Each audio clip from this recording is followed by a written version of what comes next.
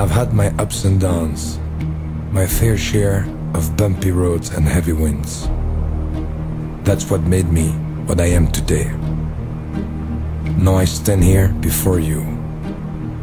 What you see is a body crafted to perfection, a pair of legs engineered to defy the laws of physics, and a mindset to master the most epic